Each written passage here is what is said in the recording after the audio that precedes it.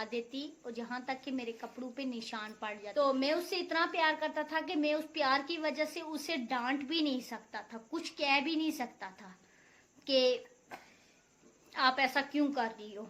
तो जब वो बच्ची 2 साल की हुई तो उसकी मौत हो गई। तो मैं उसका सदमा जो है तो वो मैं बर्दाश्त नहीं कर सका। तो मैंने शराब और शिद्दत से पीना शुरू हो गई। तो एक दिन मैं शराब पीकर इसी तरह मदहोश लेटा हुआ था कि मेरी आंख लग गई।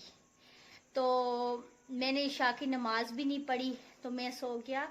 तो मुझे मैंने ख्वाब में देखा कि रोजे महशर का दिन है और जो मुर्दे हैं, मतलब जो मरे हुए बंदे हैं, वो कब्रों से निकल रहे हैं।